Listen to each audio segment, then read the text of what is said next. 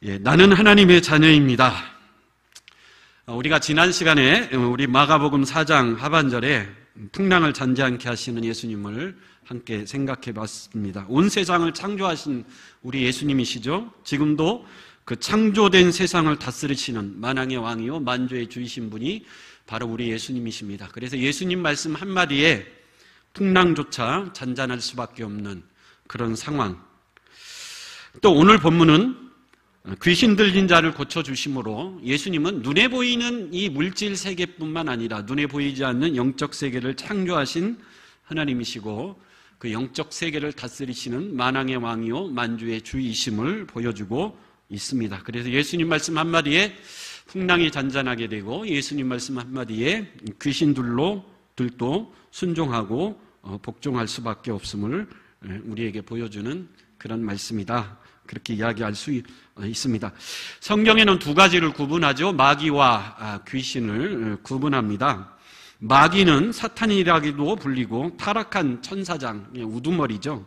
성경에 의하면 하나님이 창세기 1장에 태초에 천지, 눈에 보이는 이 물질 세계를 창조하기 이전에 눈에 보이지 않는 영적 세계를 먼저 창조하셨다 그럽니다. 그 영적 세계의 대표적인 존재가 천사인데 하나님이 천사를 만드시고 학자마다 견해가 좀 다르지만 세 그룹으로 나누셨습니다. 세 그룹으로 나누셔서 맨 우두머리를 천사장이라 그러죠. 그래서 우리가 가지고 있는 성경에는 세 명의 천사장이 등장합니다. 가브리엘, 미가엘, 루시퍼.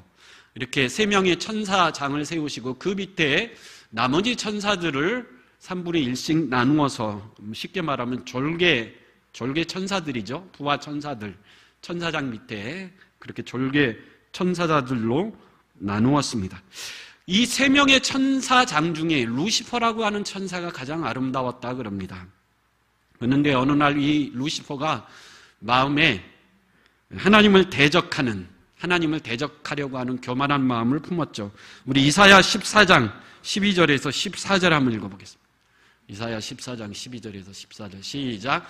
너 아침의 아들 계명성이여 어찌 그리 하늘에서 떨어졌으며 너 열국을 엎은 자여 어찌 그리 땅에 찍혔는고 내가 내 마음에 이르기를 내가 하늘에 올라 하나님의 뭇별 위에 내 자리를 높이리라.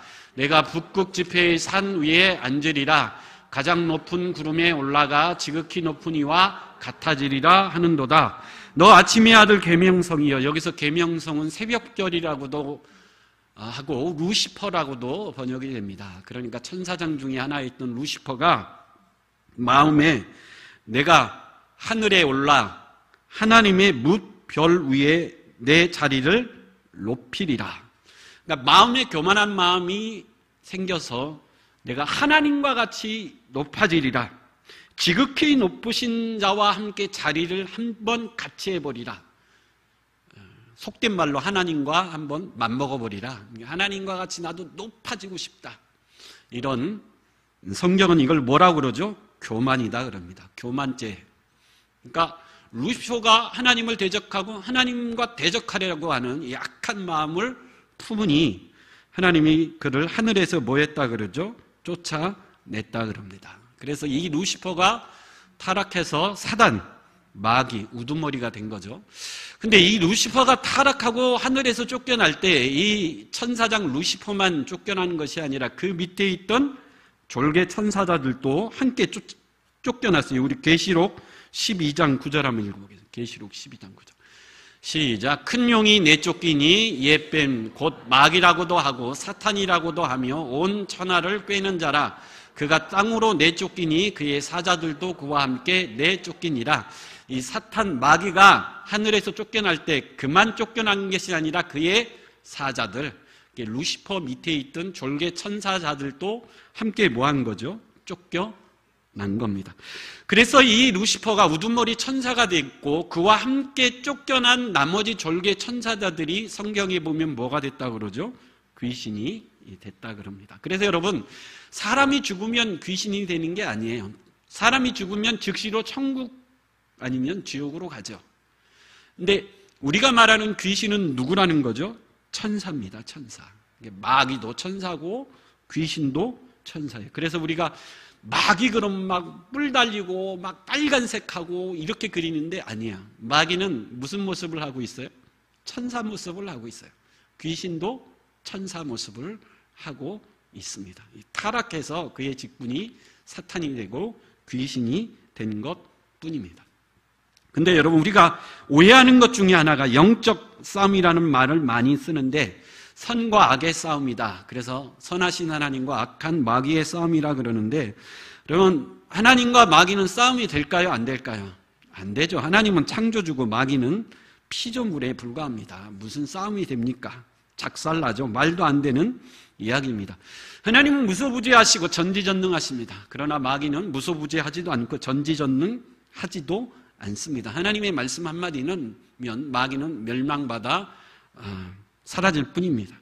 근데 하나님께서 잠시 풀어놓은 것 허용하실 뿐입니다. 결국 이 사단과 마귀는 예수님이 재림하시면 지옥에 들어가 멸망받을 존재입니다. 그래서 우리가 마귀의 존재를 무시해서도 안 되지만 하나님과 대등한 존재라고, 선과 악의 싸움이라고, 하나님과 마귀의 영적 싸움이라고 절대 그렇게 생각해서는 안 됩니다. 마귀는 절대 창조주 하나님 앞에 대항할 수 없는 피조물에 불과합니다. 우리 마태복음 25장 41절 한번 읽어보겠습니다. 마태복음 25장 41절. 시작. 또 왼편에 있는 자들에게 이르시되 저주를 받은 자들아 나를 떠나 마귀와 그 사자들을 위하여 예비된 영원한 불에 들어가라. 하나님이 마귀와 그 사자들, 귀신들, 천사들, 타락한 천사들을 위하여 뭘 예비했다고 그러죠? 영원한 불, 지옥을 예비해서 결국 이 마귀와 그 사자들, 귀신들은 예비된, 하나님이 예비하신 영원한 지옥에 들어가 멸망받기로 뭐해진 거죠? 하나님이 그렇게 정해 놓으신 거예요. 하나님이 그렇게 운명을 만들어 놓으신 거죠. 그래서 결국 이 마귀와 귀신들은 하나님의 심판을 받아 지옥 영원한 불에 멸망받을 겁니다. 근데 아까 우리가 계시록 12장 9절에 우리 계시록 12장 9절 한번 다시 읽어보겠습니다. 계시록 12장 9절. 시작. 큰 용이 내쫓기니 옛뱀 곧 마귀라고도 하고 사탄이라고도 하며 온 천하를 뭐하는 자예요? 꿰는 자예요.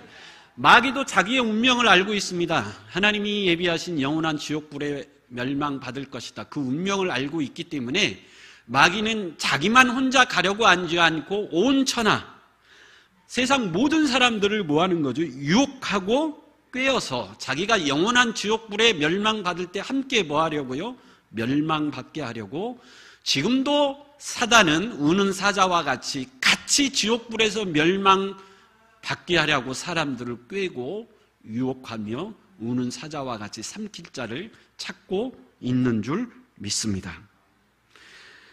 그러나 여러분, 두려워할 필요가 없어요. 이 마귀를 이기신 분이 누구라고요? 우리 예수님이신 줄 믿습니다.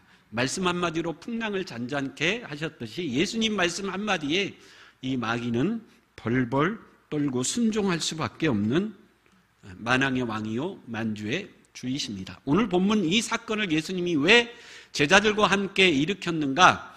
여러분, 귀신도 무슨 귀신이 들렸다 그러죠? 군대 귀신이 들렸다 그래요. 한두 명이 아니라 이 군대라고 하는 것은 당시 로마 군대 용어인데 일개 군단이 한 6천 명의 로마 군인들로 구성되어 있는데, 이 귀신 들렸다라는 것은 그 일개 군단, 6천 명의 귀신이 들린 거라사 광인이라는 거예요.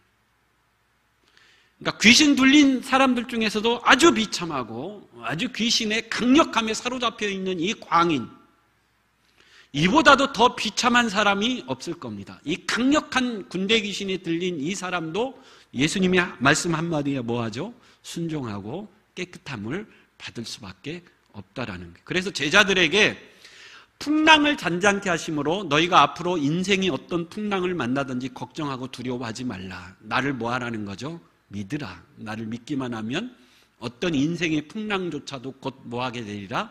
잔잔케 되리라. 예수님이 십자가에 못 박혀 죽으시고 부활하셔서 생명의 복음을 제자들에게 맡기실 텐데, 제자들이 이 생명의 복음을 들고 세상 끝까지 나아가 선포할 때 누가 방해한다고요? 사단과 귀신들이 방해할지라도 두려워하지 말라는 거예요. 사단과 귀신은 예수님의 말씀 한마디로 뭐 할 수밖에 없다고요? 순종할 수밖에 없는 존재들이라는 거죠.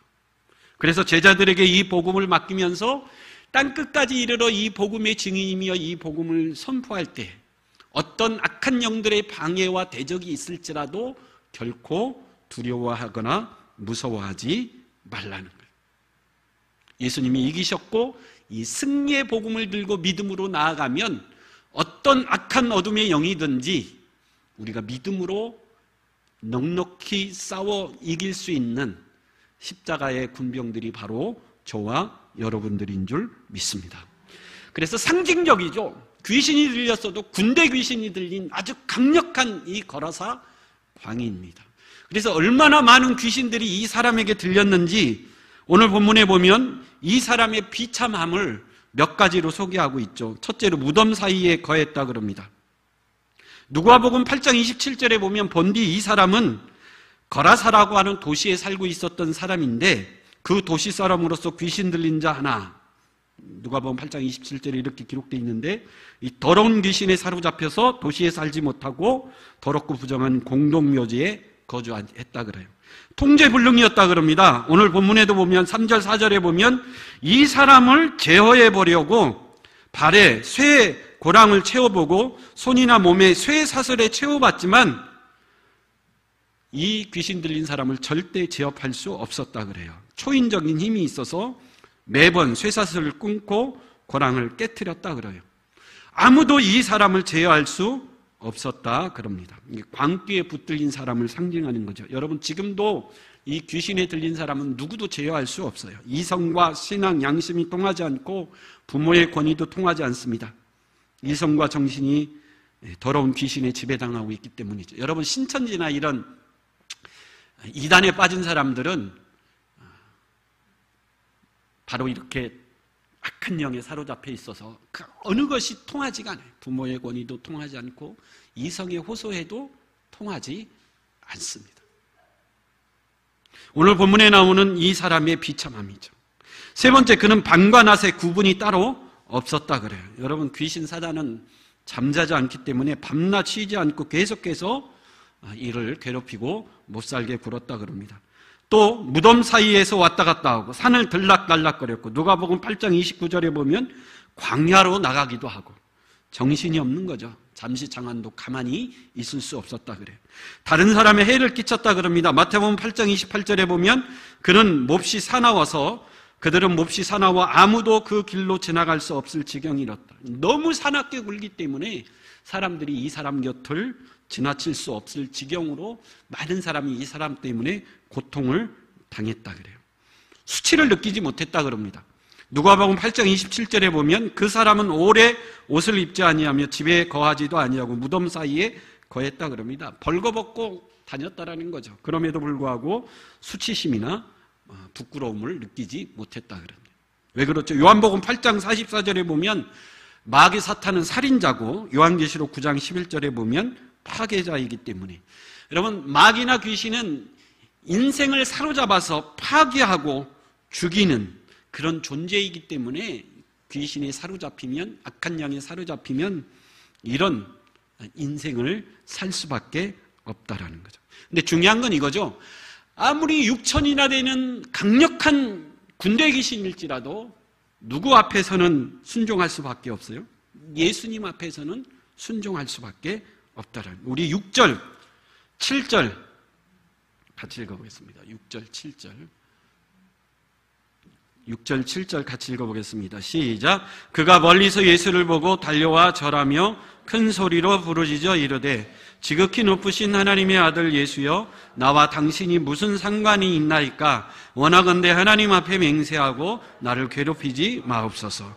이 귀신은 예수님을 누구보다도 잘 알고 있었어요. 왜 그렇죠? 원래 이 귀신은 천사였다고 그랬죠.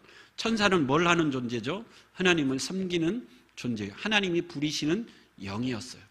그래서 원래 성자 하나님 예수님을 섬기고 예수님이 부리시던 천사들 영이었기 때문에 이 귀신들이 천사가 예수님을 보자마자 예수님을 알 수 있었을까요? 몰랐을까요? 정확히 알 수 있었죠. 그래서 두려움의 소리를 친 겁니다. 두려워할 수밖에 없죠. 하나님과 같이 높아지리라 대적하던 이 루시퍼와 그를 따르는 천사들을 심판하고 쫓아낸 분이 바로 누구죠? 예수님이시고, 결국 이 사탄과 귀신들을 하나님이 예비하신 영원한 지옥불에 던져 마지막 최후의 심판을 거할 분도 누구죠?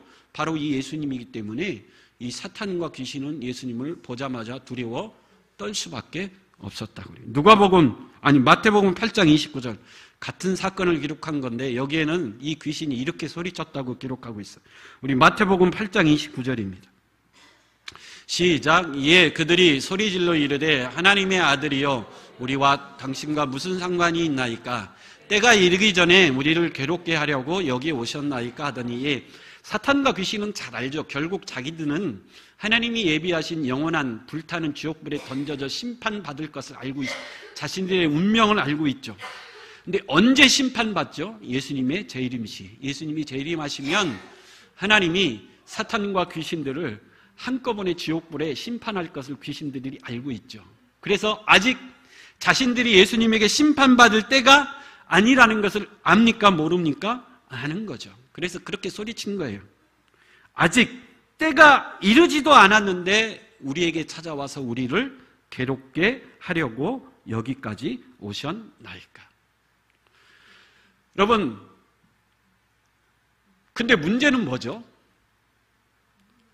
마귀 귀신은 예수님이 하나님의 아들이시오, 성부 하나님이시며 심판주이시고 우리를 구원하러 오신 메시아라는 것을 너무 잘 알아요. 근데 문제는 뭐죠? 알기는 아는데 믿지는 않습니다. 이게 문제죠. 사탄은 누구보다도 예수님에 대해서 잘 압니다. 정확히 압니다. 그러나 뭐 하지는 않아요? 믿지는 않습니다.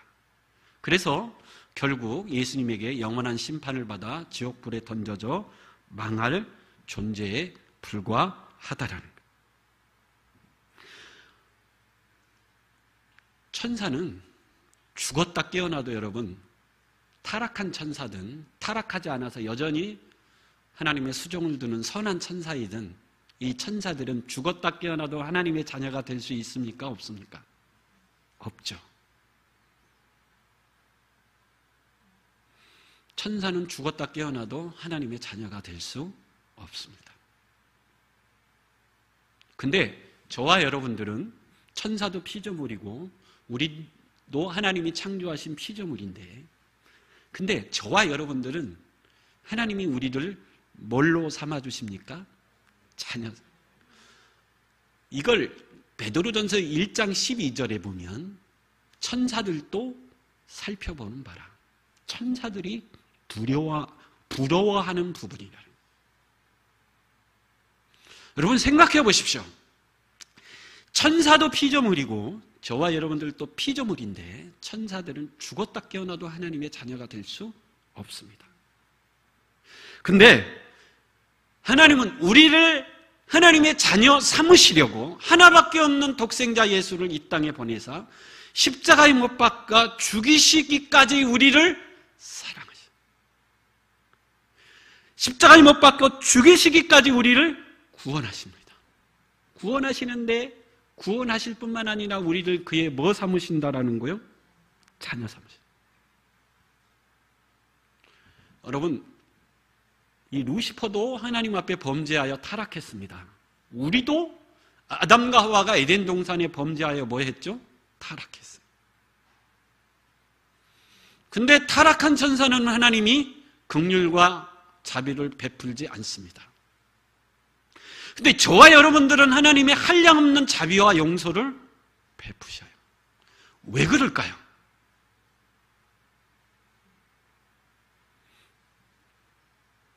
왜 그럴까요?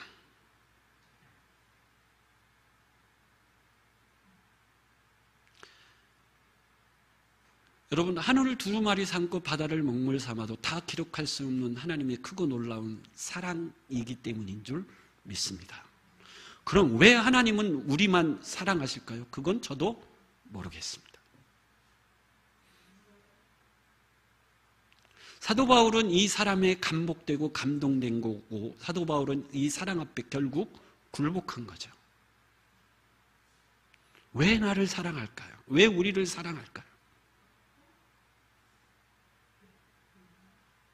이건 천사도 부러워하는 바라는 거예요.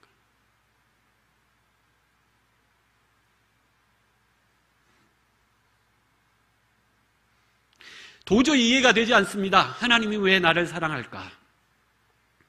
여러분, 일주일 동안 살면서 하나님의 말씀에 순종한 게 많습니까? 불순종한 게 많습니까? 불순종한 게 너무 많죠. 그런데도 불구하고 하나님은 우리를 사랑하시고 자녀 삼으시기를 원하신다.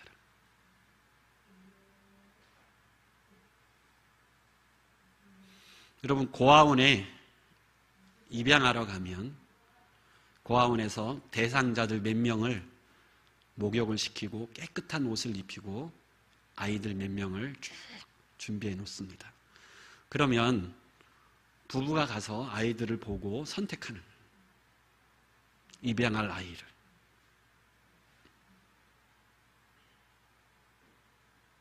그래서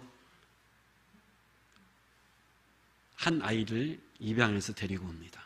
여러분, 그 아이가 묻죠. 왜 저를 선택하셨습니까?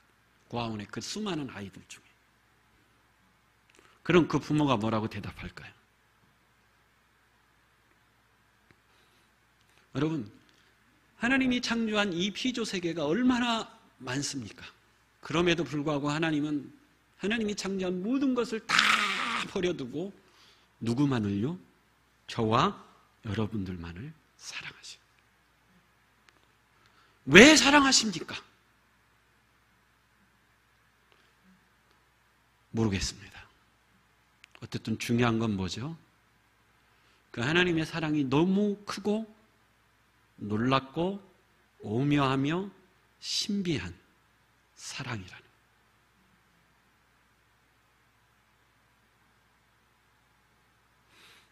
그래서 여러분, 우리가 받은 하나님의 은혜와 축복 중에 가장 큰 은혜와 축복은 하나님이 나를 사랑하시고 하나님이 나를 뭐 삼으셨다라는 거죠? 자녀 삼으셨다. 하나님이 우리를 버리시고 원숭이를 사랑할 수도 있습니다. 왜? 그것도 하나님이 창조한 피조물이기 때문에. 물고기를 사랑할 수도 있어요. 공중나는 새를 사랑할 수도 있어요. 천사들을 사랑할 수도 있어요. 왜? 하나님이 창조하는 다 하나님의 것이기 때문에. 근데 하나님께서 그 모든 것을 다 버리시고 인간만을 사랑하시기로 결정하셨다는. 지금 이 지구상에 70억이 넘는 인구가 살고 있는데 70억이 넘는 인구 중에 하나님이 나를 택하셨고 나를 지목하셨고 나를 사랑하셨고 나에게 성령을 보내주셨고 그 성령을 통해서 내 입술로 예수를 고백하게 하셨고 그 고백을 통해서 구원받는 하나님의 백성이 되게 하셨으며 하나님의 백성이 되게 하셨을 뿐만 아니라 하나님이 지극히 사랑하시는 아들과 딸이 되게 하셨다. 천사들도 부러워하는.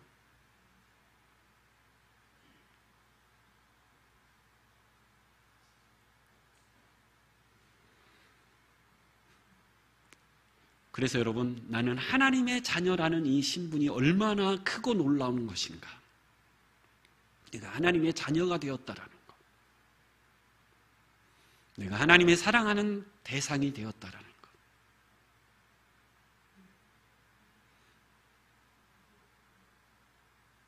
감사할 수 있는 저와 여러분들이 될 수 있길 간절히 축원합니다. 천사와 우리는 비교가 안 됩니다. 그러니까 어쨌든 오늘 본문로 돌아와서 여러분, 아무리 군대 귀신일지라도 예수님 한마디에 뭐 할 수밖에 없죠? 순종할 수밖에 없었다라는. 그래서 이 군대 귀신이 예수님에게 간구하죠.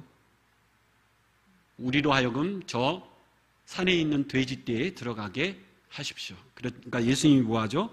허락하셨어요. 그래서 돼지떼가 곧바로 바다에 뛰어들어서 죽었는데 2,000마리 이상이 되었다. 적어도 2,000명이 넘는 이 군대 귀신이 그 사람에게 들어가 있었다라는 거죠. 그래서 결국 이 군대 귀신 들렸던 광인인 깨끗이 치유하고 나음을 입었습니다. 근데 중요한 건 이거죠. 우리 18절에서 20절 결론 부분입니다. 우리 18절에서 20절 같이 한번 읽어보겠습니다. 시작. 예수께서 배에 오르실 때에 귀신 들렸던 사람이 함께 있기를 간구하였으나 허락하지 아니하시고 그에게 이르시되 집으로 돌아가 주께서 내게 어떻게 큰 일을 행하사 너를 불쌍히 여기신 것을 내 가족에게 알리라 하시니 그가 가서 예수께서 자기에게 어떻게 큰 일을 행하셨는지를 데가볼리에 전파하니 모든 사람이 놀랍게 여기더라. 깨끗이 치유함을 받은 이 거라사 광인이 예수님이 계신 배에 올라 나도 예수님을 따라가겠습니다. 그랬더니 예수님이 뭐라고 그래요? 허락하지 아니하고 대신 내 집에 돌아가서 내게 어떻게 큰 일이 일어났는가를 내 가족에게 뭐하라는 거죠? 알리라는 거예요. 그랬더니 20절에 그가 가서 예수께서 자기에게 어떻게 큰 일을 행하셨는지를 데가볼리에 전파하니 모든 사람이 어떻게 되었다 그러죠? 놀랍다 그럽니다. 근데 여러분, 이 일이 나중에 어떻게 확대되었는가? 우리 7장, 마가복음 7장 31절 한번 보겠습니다. 7장 31절. 여기 나와 있어요. 7장 31절, 8장 1절. 시작. 예수께서 다시 두로 지방에서 나와 시돈을 지나고 데가볼리 지방을 통과하여 갈릴리 호수에 이르니 그 무렵에 또 큰 무리가 있어 먹을 것이 없는지라. 예수께서 데가볼리는 이방 지역인데 예수님이 7장에서 다시 한번 데가볼리 지방을 지나가시니 8장 1절에 보니 거기에 큰 무리가 예수를 모였다 그래요. 따랐다 그럽니다. 여러분, 어떻게 한 번도 가보지 않은 그 지역에 예수님을 따르는 수많은 사람들이 큰 무리가 생겼죠. 오늘 본문에 나오는 이 사람이 예수님의 말씀에 순종하여 자기 동네 마을로 가서 내게 일어난 이 큰 일을 뭐하니? 전하였다. 그래서 데가볼리 지역에 있는 그 수많은 지역의 사람들이 예수를 사모하게 돼 있다는 거예요. 그래서 예수님이 그 지역을 지나가신다라는 소문이 들리자 이 거라사 광인에게 복음을 들었던 수많은 사람들이 무리를 이루어 예수를 뭐하게 된 거죠? 쫓게 되었다라. 여러분, 우리 가운데 이런 놀라운 일들이 있기를 간절히 축원합니다. 예수께서 우리에게 십자가의 복음을 주셨습니다. 십자가에 못 박혀 죽으시고 부활하사 영생의 소망, 생명의 소망, 마귀의 머리를 밟으시고 승리한 이 승리의 복음을 우리에게 주셨어요. 그래서 우리가 이 복음을 들고 세상에 나아갈 때 여러분, 이 거라사 광인처럼 나를 사랑하신 이 사랑, 나에게 베푸신 이 놀라운 큰 은혜들을 이 거라사 광인처럼 돌아가서 전파하여 많은 무리들이 이 복음을 통해 죄에서 구원함을 받고 악한 영들의 사로잡힘 속에서 자유함을 얻어 예수를 믿고 따르는 놀라운 은혜의 일들이 일어날 수 있는 이 놀라운 큰 일이 우리 가운데 일어나기를 간절히 축원합니다. 예수님은 이걸 시청각으로 제자들에게 보여주신 거죠. 나만 이 일을 할 수 있을 뿐만 아니라 너희들도 얼마든지 이 일을 할 수 있다는, 너희들도 이 십자가의 복음을 들고 세상에 나아가 악한 영들에 사로잡혀 있는 수많은 사람들을 자유케 할 것이고 그 일을 통해서 수많은 무리들이 예수께 나오는 이 놀라운 큰 부흥의 은혜들을 너희들도 뭐 할 수 있다라는 거죠. 할 수 있다라는. 사단과 귀신을 무서워하거나 두려워하지 말라는. 그들은 이미 멸망당하기로 지옥불에 던져지기로 이미 작정된, 하나님이 그렇게 결정하셨으면 그렇게 될 거라는. 그래서 여러분, 우리가 세상을 살면서 광풍 같은 태풍의 바람이 우리 인생이 몰아칠지라도, 그래서 내 인생이 흔들리고 우리 가정이 흔들리고 사업이 흔들리는 그런 공포 속에 있을지라도 여러분 두려워하지 마십시오. 예수님 말씀 한마디면 내 인생에 찾아온 풍랑은 얼마든지 잔잔케 될 줄 믿습니다. 눈에 보이는 물질 세계뿐만 아니라 예수 믿고 구원받아 하나님의 백성으로 이 세상에 살아갈 때 영적인 어둠의 영들의 공격이 있을지라도 두려워하지 말라는. 군대 귀신 6,000명의 귀신이 달려들어도 예수 그리스도의 이름으로 얼마든지 잔잔케 할 수 있는 능력의 이름이 바로 우리 예수의 이름인 줄 믿습니다. 그래서 이 예수의 이름의 십자가의 복음을 들고 하나님의 사랑이 얼마나 큰 사랑이고 하나님의 자녀됨의 권세가 얼마나 큰 권세인가를 세상을 향해 마음껏 외치고 선포하며 살아갈 수 있는 저와 여러분들의 생이 될 수 있길 간절히 축원합니다. 기도하겠습니다. 할렐루야. 아버지 하나님 감사드립니다.